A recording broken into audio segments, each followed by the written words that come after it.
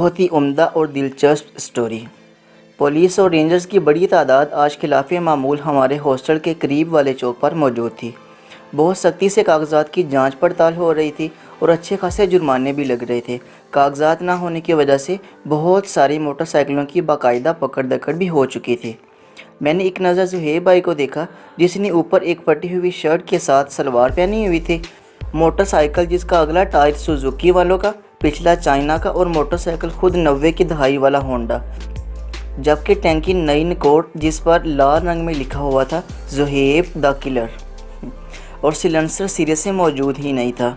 میں نے پولیس اور رینجرز والوں کے سخت رویے کو دیکھا اور پھر زہیب بھائی کو موٹر سائیکل پر سٹائل سے بیٹھے دیکھا تو مجھے چلان کی بجائے سیدھا کھوپڑی پر بندوق کی گولی آتی ہوئی نظر آئی، یعنی اپنی موت نظر آئی، کیونکہ ہم دونوں اپنے حلیے، اپنی سواری اور حالات کی نزاکت کی وجہ سے دونوں کی بنیاد پر واجب القتل لگ رہے تھے۔ میں نے زہیب بھائی کو وہاں سے کلٹی مار کر دوسری سڑک سے جانے کا مشورہ دیا، جس پر مجھے ڈرپوک کا طعنہ دیتے ہوئے زہیب بھائی نے موٹر سائیکل کو تھوڑی سپیڈ دی اور سیدھا رینجر کے ایک افسر کے پاس جا کر روک دی۔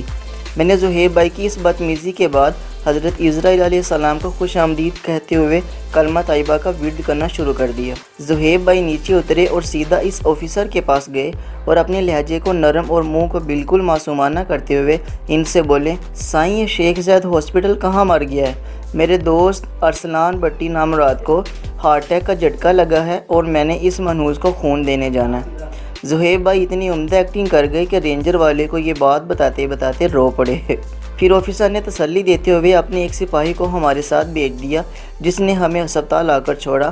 ہم یہ اس جگہ سے جہاں ہم بہت بری طریقے سے پھنسنے والے تھے، وہاں سے فل پروٹوکول کے ساتھ گزر گئے اور ہم سے کوئی پوچھ گچھ بھی نہ ہوئی۔